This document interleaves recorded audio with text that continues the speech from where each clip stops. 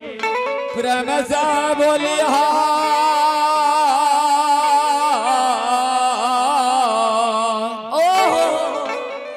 देवदाता धर्मराज की जय। प्रेम सा बोलिया जय हो जय हो। बाबा बजरंग बली महाराज की जय। प्रेम से बोलिया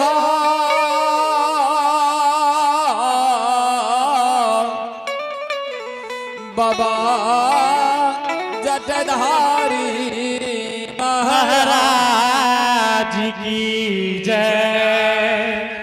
प्रेम से बोलिया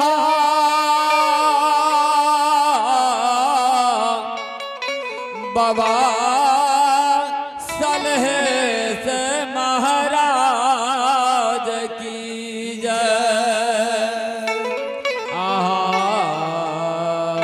कंठ बसिहा मां सरस्वती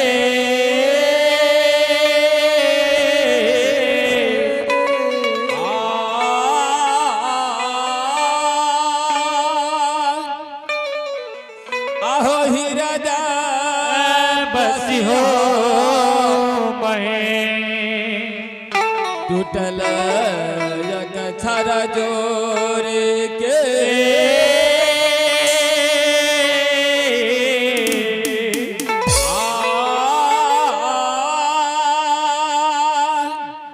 और वही समय में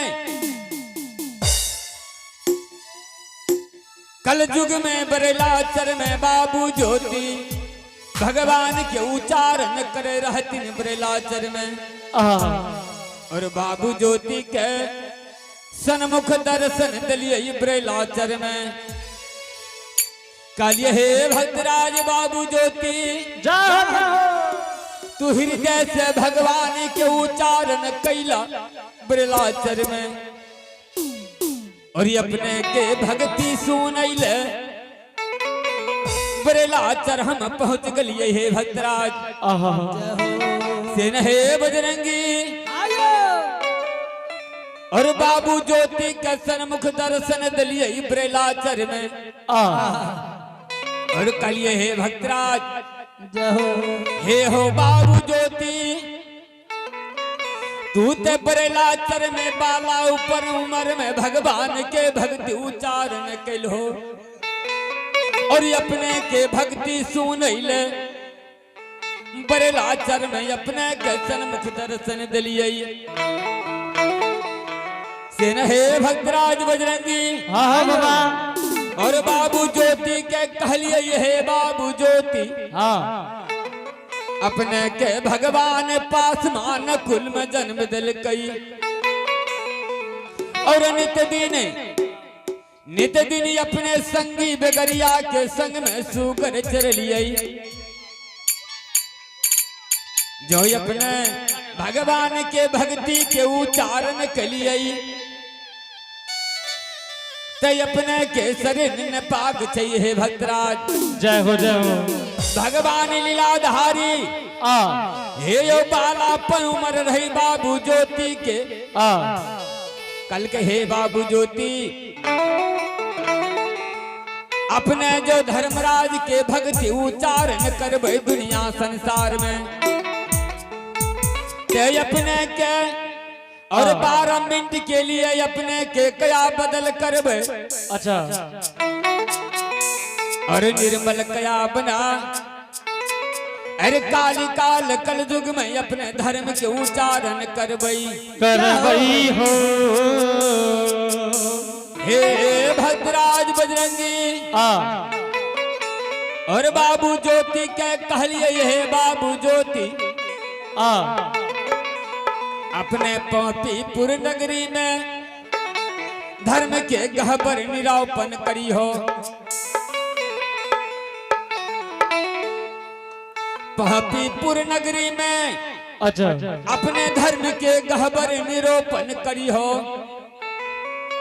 और एक दिन नहीं एक दिन अपने के दरवाजा पर जईबई जय बई और 12 मिनट के लिए के अपने के कया बदल करबे निर्मल कया बना अपने ये कलयुग में धर्म के उच्चारण करी हो कल हे बाबू ज्योति जो अपने के दरवाजा पर जईबे जो पहचान अपने क्या ले जय हो अपने के 12 मिनट के लिए कया बदल करबई जो पहचान नहीं करबा तो अपने के 12 मिनट के बदला अपने के 12 बरस बनस लिख दे जय हो से न हे भद्राज बजरंगी आयो हे यो जय समान बनिया के बाचा तरजू के पालरा पर तो लइए वही समान भक्त ज्योति के ये बरेला पहपीपुर में कलयुग में हम जांच क्या ले भाई जो जांच में ठहर जैते बाबू ज्योति अच्छा ये बाबा हाँ अवे के बात की हेते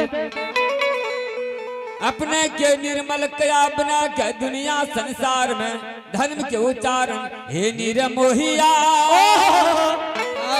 आत्मा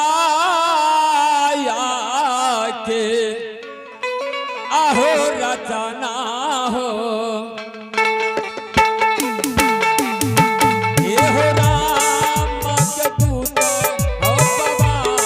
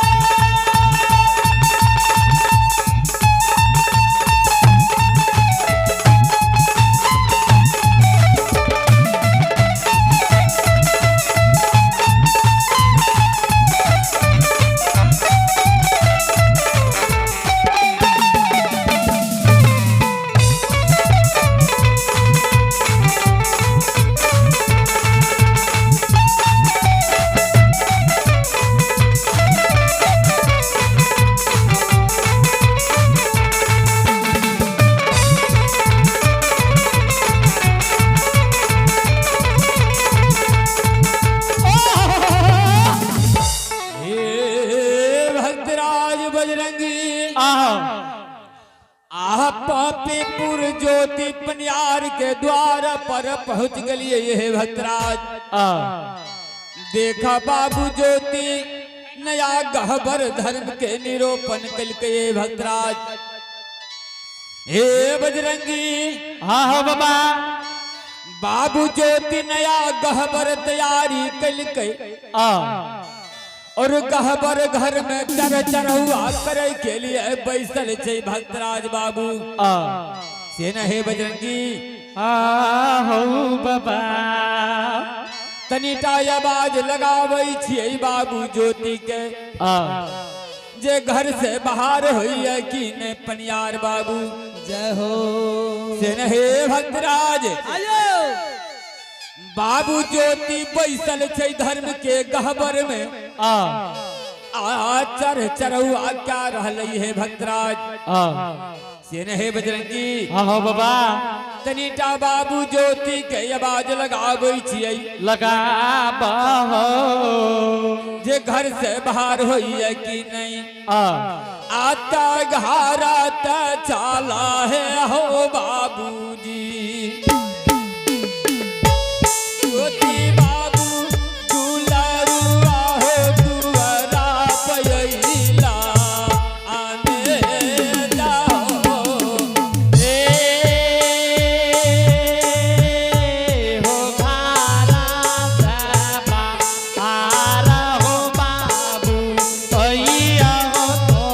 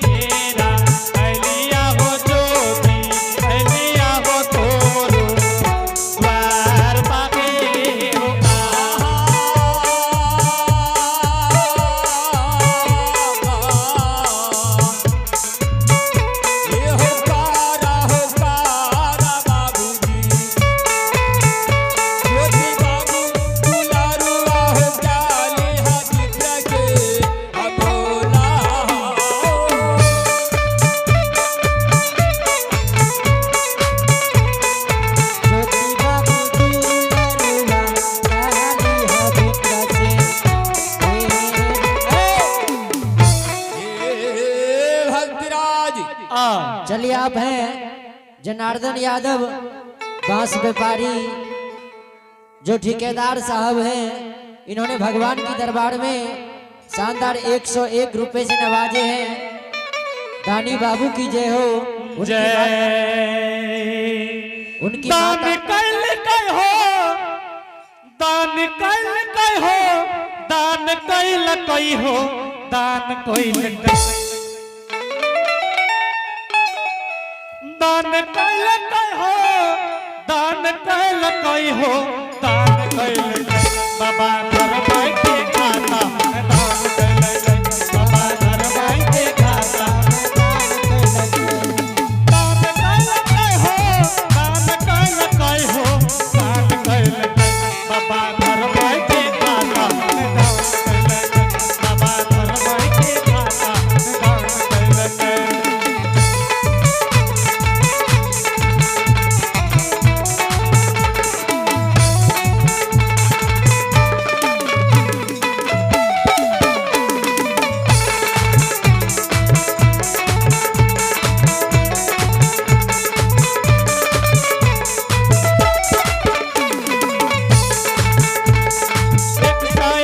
खाता में दान कैल गए,